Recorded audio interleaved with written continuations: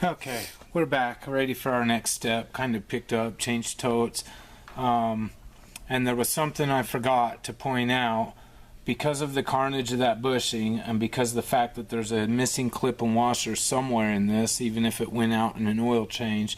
Hurst, what did I forget to talk about? Water pump gear.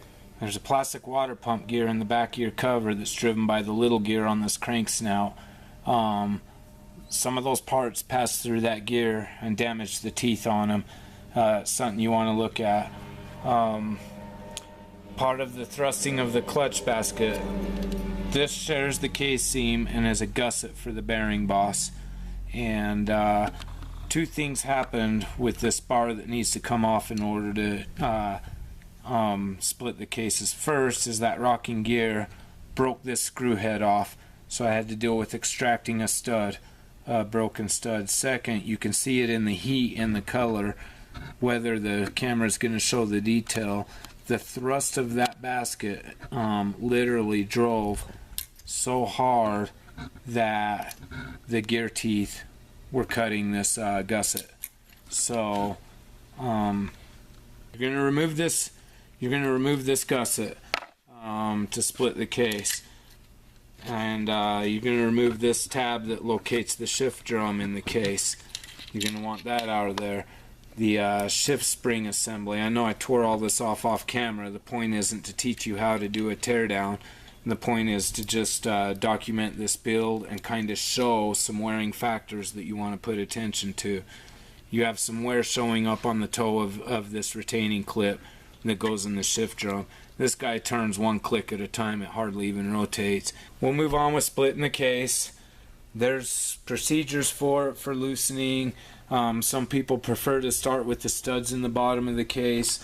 I go back and forth. You're taking it apart, you're cleaning it, so it's not as important. I'm going to end up backwards to you for just a second. I set it up, hang the crank snout off the end of the bench, then I don't have to waste time with stands and everything else. You're going to remove these 8mm nuts, 12mm head from the bottom. You're supposed to do it, you know, in the torque sequence. Again, on the disassembly side, we're not scrutinizing that to death. We got a damaged nut here that you get my socket back.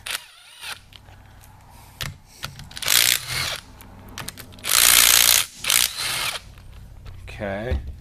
So once we remove all those nuts, we're good to go back to the top of the engine. This is the drain plug boss I referred to in shipping. We've had many of these bosses either broken or punched through the case because the engine was riding on this drain bolt sticking down lower than anything else, and the box was set down heavy, dropped, whatever in shipping. So that's why I said make sure your packing is equally as good around the bottom. I've had to weld back a lot of these cases and or sell the customer new cases simply because it landed hard in the shipping container, in the shipping box, whatever it was, and broke out the bottom of the case. So something, you know, bouncing back and forth. So again, something to be aware about when you're packaging your engine to send off to your favorite builder. We'll set the case back on its belly again and take out the 6mm bolts off the top. 10mm head.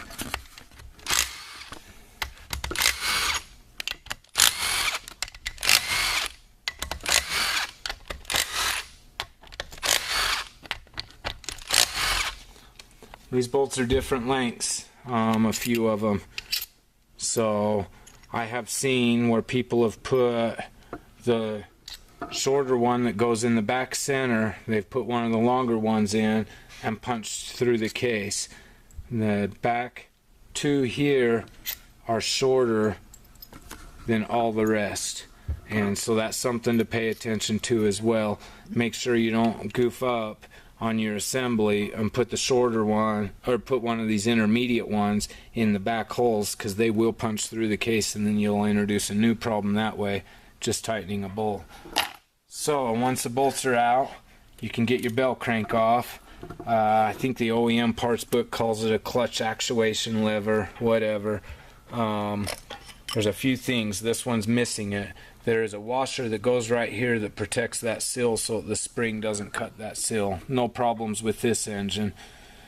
This spring right here from rocking may be hard to see in this camera. It gets pretty paper thin, so if that's worn and chafed and checked, it'd be a good idea just to change that spring.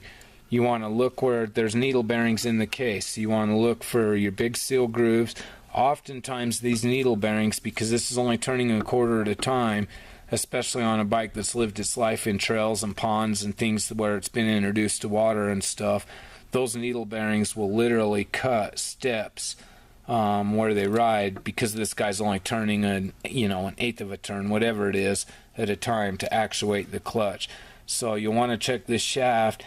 If those divots are pretty deep or any abnormal wear, this one's marginable and questionable. And also at the bottom, at the foot, this is where the clutch rod rides. They can begin to cut a groove right there. And if you ever have that bike that has that mysterious I can't adjust my clutch problem, no matter what I do at the pressure plate adjustment or at my hand grip, look right there and make sure you're not grooved. Another misconception a lot of guys do: there's an arrow cast, stamped into this lever. Even though this case is broken, a lot of chain whack cases, this arrow goes away with the wind, but long story short, it's the corner of this casting right here. There's another arrow. When you adjust the pressure plate and adjust the free play out, you should be able to pull this over, and when the free play is gone, those arrows should line up. If they don't line up, there's a trade-off. Some guys like to preload them a little bit. I'm a little bit guilty of that myself, trying different things. This flat where that push rod rides is in time with this arrow. They're on the same plane, that arrow and that flat. When those are lined up, that means that this flat is square to the push rod that passes through the transmission shaft. When you pull the clutch, it drives out. That's how it pushes your clutch. If you preload that and turn that arrow a little bit farther this way, then it takes all the play out, and if you don't have a pancake bearing, you're guaranteed a welded ball, because it removes all the play from the clutch. You're not going to gain any extra travel by preloading it. Physics is physics. This cam is off of this axle center line, so by turning it a little bit, it gains you nothing. All it does is ensure that there is no free play in the rest of the assembly, and you're driving that pancake bearing or the stock pusher all the time in that pressure plate that we talked about earlier, and the pancake will help. If you preload it this way, it's going to do the same thing. It's going to take the slack out of the push rod and drive it all the time with the engine, and it's going to make you pull the clutch lever even farther to get a good disengage. So the arrows on the cases, and if they're missing, to the best of your ability, just prior to the corner of the casting wall right here, you can see where the arrow is, you can see what's going on there, and that's ensure it's to stay flat. Again, you preload it a little bit, all it does is take all the play out of your ball bearing. It forces you to either adjust play back into it and have less clutch travel, or run it constantly engaged and burn it up for no reason. So there's, in my opinion, I've tried both ways, but in my opinion, those should be pretty close to lined up. It allows the free play and allows everything to travel within their reasons. So for your stockish type builds, that's the answer. So the cases are unbolted, they're ready to split. There's several different ways to go about this. I will go on the boss right here and tap it with a hammer and lift in the back, and I'll work with it. Sometimes they're stuck on the gudgeon pins. You don't want to hit any eggshells. You don't want to be sticking screwdrivers in your seams and prying parts. You're just going to gall the aluminum and open up a potential leak and or break a case. So hammers are a no-no. Rubber mallets, soft, dead blow. Sometimes you can grab your crankshaft and just push off the crankshaft and separate them. But oftentimes there's two gudgeon pins. They get pretty stuck. Okay, went over, got a nice soft dead blow rubber mallet. Tap right there, opens up the seam. Lift up on the back, give her a couple taps, minding your eggshell, and just work it back and forth, level and straight, until she opens. Again, you don't want to hit on thin areas of the case. Hammers generally are a no-no, but sometimes you just need to, give her a little tap and get things started for you. Once you remove the case, areas you want to look at is where the bearings, if they've spun, have created a huge step in your bearing saddles. Okay, now we can go in and look at the transmission. So, the transmissions are pretty cut and dry. You have a clip. Your seal just pushes on. That was the seal we had in question. Just take the two shafts in your thumbs, roll it right out. There is a half moon clip, same as at the crankshaft. You don't want to lose that. There is one that remained in the case on the little bearing. Now that's a needle bearing, so they will slide off on you, so don't drop them on the floor. That bearing slides off as well. You can check that bearing for play, extra wear. You're going to inspect your gears. That bushing is shot. Wasn't suspended correctly. This one has a bushing in it. It's behind the C-clip, and that bushing is shot. You can see the little bit of extra grooving on the teeth. That's kind of common. All the hardenings here. This transmission has some time on it, but see how third and fourth have a little bit of rock to them, but first is quite extensive, and second's pretty bad too. So this transmission, we're going to end up breaking this transmission down and inspecting the bushings and addressing that. There's a little excessive play in here. It's not ridiculous. We've seen lots of them that loose. Okay, now I didn't pull it when I took the engine apart, but there's the push rod, and the pivot ball is MIA. It's missing in action, which tells me that that side was disassembled before it was shipped to me and it got lost. Chances are we're going to do a new one anyway. We had a dent in the end of the shaft where it rode. We had that huge concave in the this shaft has been turned over. It's dent at both ends. We had a huge concave in the stock actuator bushing. That'll get a pancake. Same story with the input shaft, main shaft, whatever you want to call it. That's not near as bad as your output shaft or counter shaft. These are your shift forks that slide your pinions across to engage your gear. Your tips of those, I'll pull one out and we'll go over it. Your tips of those and down in the bottom is how you can tell if they're bent or if there's been extra wear and tear on them. The C-clips I talked about behind those plugs are right there. Those are the next thing to come out. Some people knock them off. I have pretty good luck just getting them upside down and pushing them into the case, and then I'll find them later. Shaft slides out. There's 2 GU and a number 2, but you're looking at these toes on the fork. Excuse me, if the surface is hurt really bad, you'll start to see a wear smiley show up in that face. They fit, see the bearing goes? They fit in your pinion like that and are driving your gear like that. So your wear comes from any of the driving that's done to that fork, i.e. letting off the gas, things like that. These ones look great, so that one does anyway. We'll continue to inspect all 3 of those as we come apart. This groove can develop a lip. The shafts can get stepped in them where they ride on the shaft.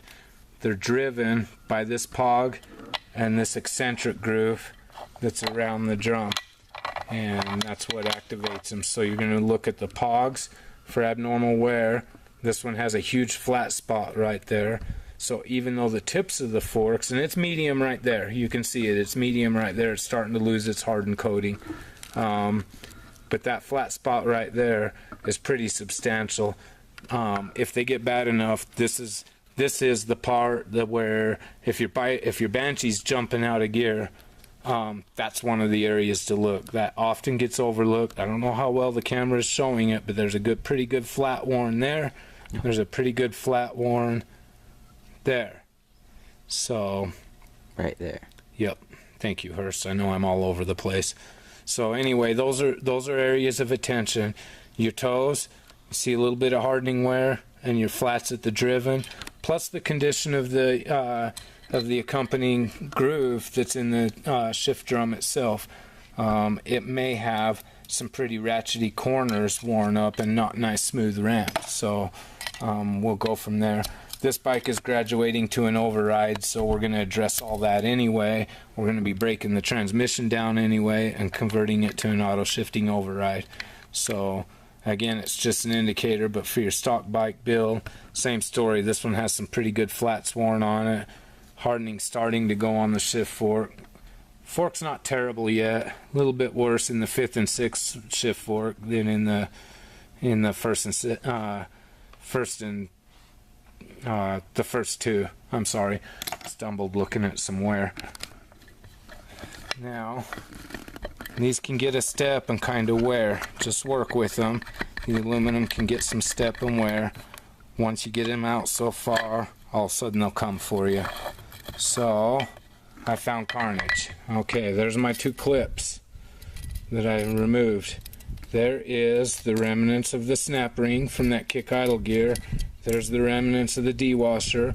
That's the shrapnel that took out the plastic water pump gear. And that's also the end result of 2 worn out kicker gears and some backside of clutch basket damage. There's the pivot ball for the clutch. It was here. It snuck out on the backside of my arm. That's why I clean work area, because it's all right here. Okay. So this is a needle bearing. This rides on the case. When we modify the transmissions, we turn these down in a lathe and add a bearing. Doesn't matter if it's a stock engine or not. It's something that we offer all the way up through the overrides. Really helps the smoothness of the shifter. This screw is keywayed. There's a pin right there. I said keywayed, but it's pin. The shift star. Make sure that that's tight. And make sure I've seen where that pin has actually walked out and been able to be found in the case too. More times than not, because people have lost this special stamped washer and put any old washer in there and it didn't cover up the edge of that pin and then it walked out. So another thing to look for. So there's our clips. That ends that mystery. There it all is, right in the bottom of the well. And again, they were there when I built the engine. I knew they were there and they were gone. So sometimes they'll go out with the oil, but oftentimes they'll just sit in the gutter in the bottom of the sump there. Broken O-ring, no big deal. Those are just to help retain it. It was still there. Maybe it got pinched when the case got closed in a good fitting case. Same story with the crank. Just lift it out. You have another one of those half rounds. Again, it will interchange with the sprocket one, so you're going to have 2 of those and one of the smaller ones. This bigger one is built in to the bearing and can be removed, but you know, at least you won't drop it and lose it taking it apart. This one doesn't use one. So 2 of that size, 1 little one that I haven't pushed out of the case yet and it stayed put. Still they'll go in the garbage. Now you can fill the bearings. This is going 7 mil, so it doesn't matter. This crankshaft's going in my core. There we go. Wobbling flywheel. Just dealt with a customer this week that had 9 rides. His ball divider wadded up and spit out for no apparent reason. This thing literally walked to the crank seal spring, the inboard spring off. There's no evidence of air leak in the rest of that piston above, although it could be confused for one. It was just overheated. The ball divider has been broken. It's missing a ball divider right there. This web was walking on the crank. Now Notice the two different colors between the balls. Exactly.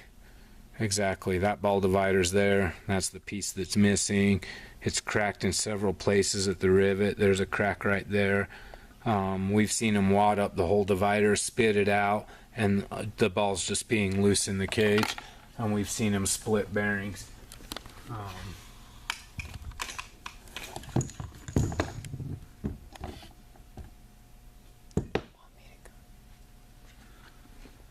This is one that split a bearing instead.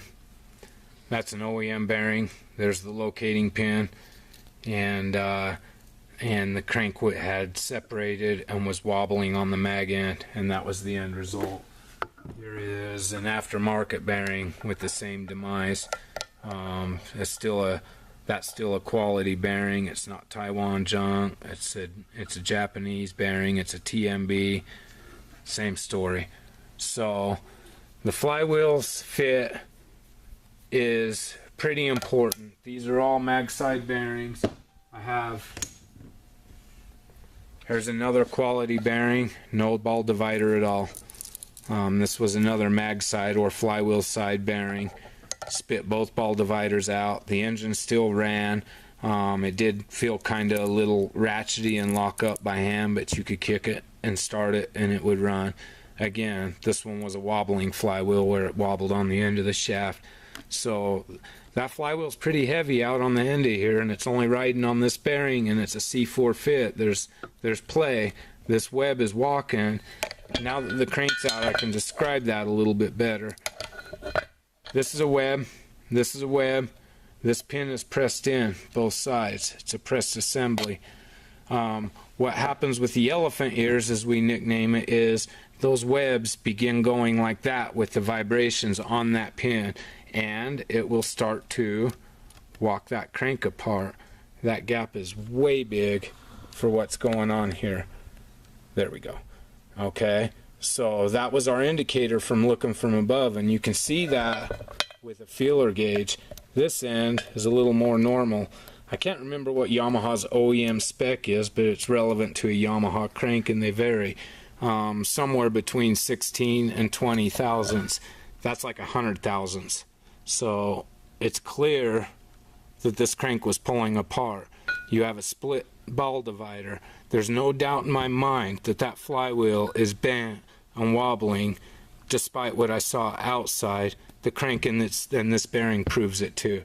So to the core pile it goes. One day it'll get rebuilt for something. Okay. That's the bulk of splitting the cases and seeing what's going on with there. The next step will be busting the transmission down and inspecting what we're seeing as a result of poor support and not good suspension from the oil. We got a few bushings to look at. I predict a lot of the thrust washers and C-clips will need to be replaced, but for the most part we're down to the cleaning and then on to whatever modifications the engine is going to receive, and or just the assembly with a nice clean cases and everything addressed. I hope this has helped so far. Again, I wanted to keep it vague, but just talk about some of the relevant stuff that we see as we go and some of the things that could require attention. And again, I chose this engine because it was almost every category, whether it was a wobbling flywheel, a little bit of oil related problems, early wear and suspension and thrust components, cheap modifications that led to further problems, wiping out 3 gears in the path, 4 gears, I keep forgetting that water pump, and things like that. So those are the things you want to pay attention to on your disassembly. They all tell you a story, things happen for a reason, and by looking at those details you know why you're in there, instead of just changing the part because it didn't look perfect. And we had a few things going on with this engine. Again, it owes the rider nothing. He ran this thing hard street racing for quite a few years, and he actually did quite well with it for a stock stroke, you know, stock bore Banshee with port work. He did really well with it, and you know, he's excited to get his new 7mm back, and I need to hurry and move forward. So we'll stop the video here and we'll move on to the next step, and we'll be back when we're ready for the next step. Thanks for watching.